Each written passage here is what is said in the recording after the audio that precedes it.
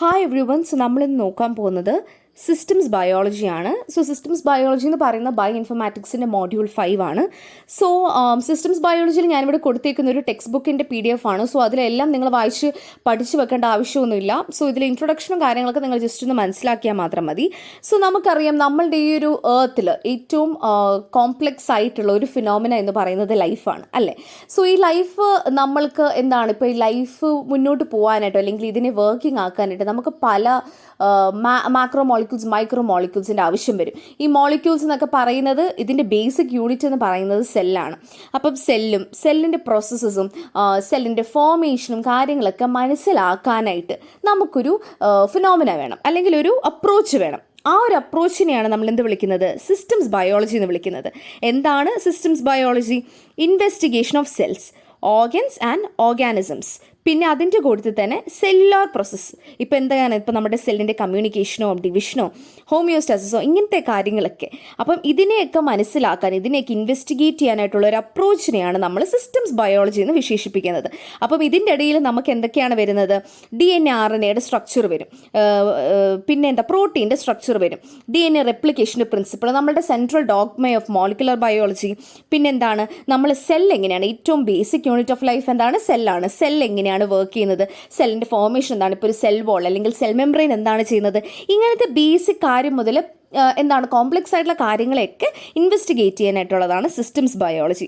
So systems biology എന്ന് പറയുമ്പോഴത്തേനും നമ്മളുടെ ബയോളജിക്കൽ പ്രോസസ്സിനെ വ്യൂ ചെയ്യാനായിട്ട് നമുക്ക് ചില എക്സ്പെരിമെൻ്റൽ ടെക്നിക്സും മെത്തഡോളജീസും ഒക്കെ ഉണ്ടല്ലേ. അപ്പം ഹൈ ഔട്ട്പുട്ട് കിട്ടാൻ വേണ്ടിയിട്ട്, അല്ലെങ്കിൽ നമുക്ക് അതിൽ നിന്നും ബെറ്റർ ഔട്ട്പുട്ട് ഈൽഡ് ചെയ്യാൻ വേണ്ടി നമുക്ക് ചിലപ്പം എക്സ്പെൻസീവ് ആയിട്ടുള്ള മെത്തേഡ്സ് ഫോളോ ചെയ്യേണ്ടി വരും. സിസ്റ്റംസ് ബയോളജി എന്ന് പറയുന്നത് ഇന്ന് നമുക്ക് സയൻറ്റിസ്റ്റുകൾക്ക് വളരെയേറെ ഇൻട്രസ്റ്റിംഗ് ആയിട്ടുള്ള ഒരു ടോപ്പിക്കായിരുന്നു. കാരണം നമ്മൾക്ക് നമ്മളുടെ ബോഡിയിലെ ഫങ്ഷനാലിറ്റീസിനെ മനസ്സിലാക്കാനും ഇപ്പം എന്തിനൊക്കെയാണ് അവരിങ്ങനെ ചെയ്യുന്നത് എന്ന് മനസ്സിലാക്കാനും ഒക്കെ നമ്മൾക്ക് സിസ്റ്റംസ് ബയോളജി ഹെൽപ്പ് ചെയ്തിട്ടുണ്ട്. അതിന് നമുക്കൊരു എക്സാമ്പിൾ നമുക്ക് എടുക്കുന്നത്, നമുക്ക് ഹെൽത്ത് കെയർ സെക്ടറിൽ നിന്ന് നമുക്ക് എക്സാമ്പിൾ എടുക്കാം. ഇപ്പം കോവിഡ്-19 എന്നുള്ള ഒരു പാൻഡമിക് നമുക്ക് വന്നു. സോ കോവിഡ്-19 എന്താണ് ശരീരത്തിന് ചെയ്യുന്നത്? ആ ഒരു വൈറസ് വന്നതുകൊണ്ട് നമ്മളുടെ ശരീരത്തിലെ മെക്കാനിസംസ് എങ്ങനെയാണ് മാറുന്നത്, ഒരു മനുഷ്യൻ്റെ ജീവൻ എടുക്കാൻ മാത്രം എങ്ങനെയാണ് അത് ഡേഞ്ചറസ് ആവുന്നത് എന്ന് നമുക്ക് ഒരു സൈഡിൽ സിസ്റ്റംസ് ബയോളജി യൂസ് ചെയ്ത് ഇവാലുവേറ്റ് ചെയ്യുമ്പോഴത്തേനും ആ ഒരു കോവിഡ്-19 എങ്ങനെ നമുക്ക് പ്രതിരോധിക്കാനായിട്ട് പറ്റും, അതിനെ എങ്ങനെ എഗെയിൻസ്റ്റ് നിൽക്കാനായിട്ട് പറ്റും, അതിനെ എനിക്ക് എങ്ങനെ ഒരു വാക്സിൻ യൂസ് ചെയ്തിട്ട് അതിനെ ഫൈറ്റ് ചെയ്യാനായിട്ട് പറ്റുമെന്നുള്ളത് നമുക്ക് സിസ്റ്റംസ് ബയോളജി യൂസ് ചെയ്ത് കണ്ടുപിടിക്കാം. അപ്പോൾ ഒരു ഡ്രഗിൻ്റെ ഡെവലപ്മെൻറ്റ്, വാലിഡേഷൻ, അങ്ങനത്തെ കാര്യങ്ങളൊക്കെയും സിസ്റ്റംസ് ബയോളജി യൂസ് ചെയ്ത് നമുക്ക് ചെയ്യാനായിട്ട് പറ്റും. അതുപോലെ തന്നെ നമുക്ക് ഇപ്പം ഞാനൊരു ഡ്രഗ് ഉണ്ടാക്കുവാണെന്ന് വിചാരിക്കുക, അല്ലെങ്കിൽ ഞാനിപ്പോൾ എന്തെങ്കിലും ഒരു എൻസൈമിനെതിരെയോ അല്ലെങ്കിൽ ഒരു എൻസൈമിനെ സപ്രസ് ചെയ്യുന്ന രീതിയിൽ ഞാൻ എന്തെങ്കിലും ഉണ്ടാക്കുവാണെന്നുണ്ടെങ്കിൽ ആ ഒരു മോളിക്യൂൾ ഞാൻ ബോഡിയിലോട്ട് കൊടുത്താൽ അതെങ്ങനെയാണ് എൻ്റെ ബോഡിയുടെ മെക്കാനിസം മാറ്റുന്നത് എന്നുള്ളത് നമുക്ക് ഇവാലുവേറ്റ് ചെയ്യാം. അതിൻ്റെ കൂട്ടത്തിൽ തന്നെ അതിപ്പം എക്സ്റ്റേണൽ ആയിട്ടുള്ള എന്തെങ്കിലും ഫാക്ടേഴ്സിന് എന്തെങ്കിലും ചേഞ്ച് ചെയ്യുന്നുണ്ടോ, ഇൻറ്റേർണൽ ഫാക്ടേഴ്സ് എങ്ങനെയും എഫക്റ്റ് ചെയ്യുന്നുണ്ടോ എന്നൊക്കെ ഒരു തറോ അനാലിസിസ് നമുക്ക് സിസ്റ്റംസ് ബയോളജി യൂസ് ചെയ്ത് ചെയ്യാം. അതുപോലെ തന്നെ സിസ്റ്റംസ് ബയോളജി യൂസ് ചെയ്ത് നമുക്ക് ഒരു ബയോളജിക്കൽ സിസ്റ്റത്തിൻ്റെ ബിഹേവിയർ പ്രിഡിക്റ്റ് ചെയ്യാനായിട്ട് പറ്റും. അതായത് ഇപ്പം എനിക്കൊരു മനുഷ്യനുണ്ട്, അപ്പോൾ മനുഷ്യന് ഞാൻ ഇത്ര conditions, external conditions, internal conditions കൊടുക്കുകയാണ്. അപ്പം അതിനനുസരിച്ച് ഈ ഒരു മനുഷ്യൻ്റെ ബോഡി എങ്ങനെയാണ് ചേഞ്ച് ചെയ്യുന്നത്, ഈ ഒരു മനുഷ്യൻ്റെ ബോഡിയിലെ മെക്കാനിസംസ് എങ്ങനെയാണ് ചേഞ്ച് ചെയ്യുന്നത് എന്നുള്ളത് നമുക്ക് സിസ്റ്റംസ് ബയോളജി യൂസ് ചെയ്ത് കണ്ടുപിടിക്കാനായിട്ട് പറ്റും. അതുപോലെ തന്നെ ഇനി അടുത്ത സിസ്റ്റംസ് ബയോളജി ചെയ്യുന്നൊരു സംഭവം എന്താണെന്ന് വെച്ച് കഴിഞ്ഞാൽ it can predict the outcome of complex processes. So complex processes എന്ന് പറയുന്നത് ഇപ്പം ഇവിടെ കൊടുത്തിരിക്കുന്ന എക്സാമ്പിൾ എന്ന് പറയുന്നത് നമുക്ക് ക്യാൻസർ ട്രീറ്റ്മെൻറ്റ് എന്ന് പറയുന്ന ഒരു കോംപ്ലെക്സ് പ്രോസസ്സായിട്ട് എടുക്കാം. അപ്പം അവിടെ എങ്ങനെയാണ് ചെയ്യുന്നത്? ഇപ്പം ക്യാൻസർ ട്രീറ്റ്മെൻറ്റ് നമ്മൾ ചെയ്യുവാണ്. ഇപ്പോൾ ക്യാൻസർ ട്രീറ്റ്മെൻറ്റ് നമുക്കിപ്പോൾ ഒരു ക്യാൻസറസ് ട്യൂമർ ഉണ്ടെന്ന് വിചാരിക്കാം. അപ്പം ആ ഒരു ട്യൂമറിനെ ഞാൻ റിമൂവ് ചെയ്യാനായിട്ടുള്ള മെഡിസിൻസ് കൊടുത്തു എന്ന് വിചാരിക്കാം. അപ്പം ഇതെങ്ങനെയാണ് ഇപ്പോൾ ഈ മെഡിസിൻ കൊടുത്തുകൊണ്ട് ഈ ട്യൂമർ റിമൂവ്ഡ് ആവുന്നുണ്ടോ ഇല്ലയോ എന്നുള്ളത് നമുക്ക് സിസ്റ്റംസ് ബയോളജി യൂസ് ചെയ്ത് കണ്ടുപിടിക്കാം. അത് എൻ്റെ പേഷ്യൻറ്റിൽ എന്തെങ്കിലും ചേഞ്ചസ് ഉണ്ടാക്കുന്നുണ്ടോ ഇല്ലയോ, പോസിറ്റീവോ നെഗറ്റീവായിട്ടുള്ള എന്തെങ്കിലും ചേഞ്ചസ് ഉണ്ടാക്കുന്നുണ്ടോ ഇല്ലയോ, അല്ലെങ്കിൽ ഇപ്പോൾ വേറെ ഏതെങ്കിലും ഓർഗൻസിനെ ഇത് അഫക്റ്റ് ചെയ്യുന്നുണ്ടോ ഇല്ലയോ എന്നുള്ള കാര്യങ്ങളൊക്കെ നമുക്ക് ഈ ഒരു സിസ്റ്റം ബയോളജിയുടെ അപ്രോച്ച് വെച്ചിട്ട് നമുക്ക് ചെയ്യാം.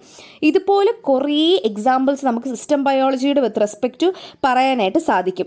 സോ ഇവിടെ നമുക്ക് സിസ്റ്റംസ് ബയോളജിയിൽ നമ്മൾ ഒരു പേഷ്യൻറ്റിനെ നമുക്ക് മോണിറ്റർ ചെയ്യും, ആ പേഷ്യൻ്റ് മെഷീൻ ഉണ്ടാകുന്ന ചേഞ്ചസ് ഒക്കെ അതൊരു എന്താണ് ഒരു എക്സാമ്പിളായിട്ട് പറയുമെങ്കിൽ പോലും നമുക്കിതുപോലെ പല കോംപ്ലക്സ് ആയിട്ടുള്ള പ്രോസസ്സസിനെ കുറച്ചുകൂടി സിംപ്ലിഫൈഡ് ആയിട്ട് നമുക്ക് സോൾവ് ചെയ്യാനായിട്ട് സാധിക്കും. ഇപ്പം ഓരോ മോളിക്യൂൾസിന് നമ്മൾ സ്ട്രക്ചേഴ്സ് പഠിക്കാമെന്ന് വിചാരിക്കുക. മോളിക്യൂൾസുകൾ തമ്മിൽ അങ്ങോട്ടും ഇങ്ങോട്ടും റിലേഷൻസ് ഉണ്ടെന്ന് വിചാരിക്കുക. സോ ഈ ഒരു മോളിക്യൂൾസിനെയും റിലേഷൻസിനെയും ഒക്കെ നമുക്കൊരു സെല്ലുലാർ നെറ്റ്വർക്ക് വഴി നമുക്ക് റെപ്രസെൻറ്റ് ചെയ്യാൻ പറ്റുമെന്നുണ്ടെങ്കിൽ ആ ഒരു നെറ്റ്വർക്കിനെ അനലൈസ് ചെയ്തും നമുക്ക് വരുന്ന ഇഷ്യൂസിനെ നമുക്ക് സോൾവ് ചെയ്യാനായിട്ട് പറ്റും. ഇനി സിസ്റ്റംസ് ബയോളജിയിൽ നമുക്ക് എന്താണ് എക്സ്പെരിമെൻറ്റേഷൻ്റെ ഒരു ഇമ്പോർട്ടൻസ്, എക്സ്പെരിമെൻറ്റേഷന് കൂട്ടത്തിൽ തന്നെ ഡേറ്റ പ്രോസസ്സിങ്ങും മോഡലിങ്ങും ഇതിൻ്റെ എല്ലാത്തിൻ്റെ ഒരു കോമ്പിനേഷനാണ് നമ്മൾ സിസ്റ്റംസ് ബയോളജി എന്ന് പറയുന്നത്. അതായത് എനിക്ക് എൻ്റെ ഒരു സിറ്റുവേഷൻ എനിക്ക് മോഡൽ രീതിക്ക് റെപ്രസെൻറ്റ് ചെയ്യാനും അതിനെ ഇനിയിപ്പം ഡേറ്റ വെച്ചിട്ട് എനിക്ക് ഇംപ്ലിമെൻറ്റ് ചെയ്യാനും ഇതിനെ എല്ലാത്തിനെയും കൂടി ഒരു എക്സ്പെരിമെൻ്റ് ആയിട്ട് എനിക്ക് കണ്ടക്ട് ചെയ്യാൻ അല്ലെങ്കിൽ എക്സ്പെരിമെൻറ്റേഷനായിട്ട് എനിക്കിതിനെല്ലാത്തിനെയും കൂടെ ഓവർവ്യൂ ചെയ്യാനായിട്ട് സാധിക്കും. സോ സിസ്റ്റംസ് ബയോളജി എന്ന് പറയുന്നത് ഒരൊറ്റ കൺസെപ്റ്റ് അല്ല, അത് ആക്ച്വലി കോമ്പിനേഷൻ ഓഫ് 3 കൺസെപ്റ്റ്സ് ആണ് ഇവിടെ വരുന്നത്. പിന്നെ സിസ്റ്റംസ് ബയോളജി ഒരു ഐട്രേറ്റീവ് പ്രോസസ്സാണ്. അതായത് ഇപ്പോൾ മോഡലിംഗ് ആയിക്കോട്ടെ അല്ലെങ്കിൽ എക്സ്പെരിമെൻറ്റിങ് ചെയ്യുന്നതായിക്കോട്ടെ, നമ്മൾക്കിതൊരൊറ്റ ടൈമിൽ ചെയ്ത് കണ്ട് കിട്ടുന്ന ഒരു റിസൾട്ട് അല്ല. നമുക്ക് പല തവണ നമ്മളുടെ ഇഷ്ടത്തിനനുസരിച്ച് അല്ലെങ്കിൽ നമ്മളുടെ ഒരു ഐഡിയയ്ക്ക് അനുസരിച്ച് നമുക്ക് ചെയ്യാനായിട്ട് പറ്റുന്ന ഒരു പ്രോസസ്സാണ്. കാരണം ചിലപ്പം നമ്മൾ ഇനീഷ്യലി എടുത്ത കുറേ അസംഷൻസ് ചിലപ്പോൾ അവസാനമാകുമ്പോഴത്തേനും തെറ്റിപ്പോവുമായിരിക്കും. അപ്പം അങ്ങനെയുള്ള കാര്യങ്ങളെയൊക്കെ നമുക്കിപ്പം എന്തെങ്കിലും തെറ്റുകളുണ്ടോ അല്ലെങ്കിൽ എന്തെങ്കിലും ഡിസഗ്രിമെൻറ്റ്സ് ഉണ്ടെന്നുണ്ടെങ്കിൽ അതിനെ മനസ്സിലാക്കാനും സിസ്റ്റംസ് ബയോളജി ഹെൽപ്പ് ചെയ്യും. സോ സിസ്റ്റംസ് ബയോളജി നേരത്തെ പറഞ്ഞ പോലെ തന്നെ അനാലിസിസ് ഓഫ് നെറ്റ്വർക്ക് നടക്കുന്നുണ്ട്. സോ അനാലിസിസ് ഓഫ് നെറ്റ്വർക്ക് എന്ന് പറയുമ്പോഴത്തേനും നിങ്ങൾ വിചാരിക്കുന്ന പോലെ തന്നെ 2 നോഡ് വന്ന് ഇത് കണക്ട് ചെയ്തു അല്ലെങ്കിൽ ഇത് കണക്ട് ചെയ്തു ഇത്രയും ഈസി ആയിട്ടുള്ളൊരു നെറ്റ്വർക്ക് ആയിരിക്കില്ല. It will be more complex. So detailed ആയിട്ടൊരു നെറ്റ്വർക്കിനെ എന്താണ് കുറച്ചുകൂടി റിയലിസ്റ്റിക് ആയിട്ട് റെപ്രസെൻറ്റ് ചെയ്യാനായിട്ട് സിസ്റ്റംസ് ബയോളജിയെ കൊണ്ട് സാധിക്കും. ഇനി നമ്മൾ കുറച്ചുകൂടെ എക്സ്പെരിമെൻറ്റിങ് മോഡലിംഗ് എന്നുള്ളൊരു റിയാലിറ്റിയിലോട്ട് നമ്മൾ വരുമ്പോഴത്തേനും നമുക്ക് തിയറിറ്റിക്കൽ കൺസെപ്റ്റ്സ് കൂടി നമുക്ക് സിസ്റ്റംസ് ബയോളജി യൂസ് ചെയ്തിട്ട് ഇംപ്ലിമെൻറ്റ് ചെയ്യാം. അല്ലെങ്കിൽ സിസ്റ്റംസ് ബയോളജിയിൽ തിയറിറ്റിക്കൽ കൺസെപ്റ്റും കൂടെ നമുക്ക് ഇൻവോൾവ് ചെയ്യിക്കാനായിട്ട് സാധിക്കും. എഗെയിൻ ഇവിടെ നമ്മളൊരു റഫ് റെപ്രസെൻറ്റേഷൻ്റെ കാര്യമാണ് പറയുന്നത്. അപ്പം നമ്മൾക്കൊരു തിയറിറ്റിക്കൽ കൺസെപ്റ്റിനെ വേണമെങ്കിൽ പ്രൂവ് ചെയ്യാനായിട്ടോ അല്ലെങ്കിൽ അതിനെ കുറച്ചുകൂടെ ബെറ്ററായിട്ട് എക്സ്പ്ലെയിൻ ചെയ്യാനായിട്ടോ നമുക്കിവിടെ സാധിക്കും. ആൻഡ് സിസ്റ്റംസ് ബയോളജിക്കകത്ത് നമുക്ക് കമ്പ്യൂട്ടേഷണൽ മോഡൽസ് നമുക്ക് യൂസ് ചെയ്യാം. കമ്പ്യൂട്ടേഷണൽ മോഡൽ യൂസ് ചെയ്യുമ്പോഴത്തേനും നമുക്കിപ്പോൾ ഉള്ള നോളേജിനെ നമ്മൾ ഡെപ്പിക്റ്റ് ചെയ്യുന്നതിൻ്റെ കൂട്ടത്തിൽ തന്നെ നമുക്ക് എന്താണ് വരുന്ന അഡീഷണൽ നോളേജിനെ ആഡ് ഓൺ ചെയ്യാൻ അല്ലെങ്കിൽ നമുക്കൊരു ബേസ് ക്രിയേറ്റ് ചെയ്യാനാണ് ഈ കമ്പ്യൂട്ടേഷണൽ മോഡൽസ് വരുന്നത്. അപ്പോൾ അതിൻ്റെ മണ്ടയിലോട്ട് നമുക്ക് പണിയാം. നമുക്ക് അതിൻ്റെ മണ്ടയിലോട്ട് നമ്മളുടെ എന്താണ് ഫൈൻഡിങ്സിനനുസരിച്ച് നമുക്ക് ബെറ്ററായിട്ട് ആ ഒരു കൺക്ലൂഷനെ ബെറ്ററാക്കാൻ അല്ലെങ്കിൽ നമ്മളൊരു അതിൽ നിന്ന് കിട്ടുന്ന ഒരു ഔട്ട്പുട്ടിനെ നമുക്ക് ബെറ്ററാക്കാനായിട്ടും സാധിക്കും. സോ ഇപ്പോഴത്തെ അപ്രോച്ചുകൾ എന്നൊക്കെ പറയുന്നത് like we are having it off 2 types. ആദ്യമേ എന്ന് പറഞ്ഞു കഴിഞ്ഞാൽ നമുക്ക് സിമിലാരിറ്റീസ് കണ്ടുപിടിക്കാൻ ഇപ്പോൾ നമ്മൾ 2 ജീൻസ് എടുക്കുക, 2 സിമിലർ ആയിട്ടുള്ള സ്പീഷീസ് എടുക്കുക എന്ന് വിചാരിക്കുക. അപ്പം അവർ തമ്മിൽ പക്ക സിമിലാരിറ്റി ഉണ്ട് എന്നുണ്ടെങ്കിൽ നമുക്ക് എന്താണ് കുറേ ക്യാരക്ടേഴ്സ് പഠിക്കാനായിട്ട് പറ്റും. ഇപ്പം ഏപ്സും മനുഷ്യരും എന്ന് പറയുന്നുണ്ടല്ലോ.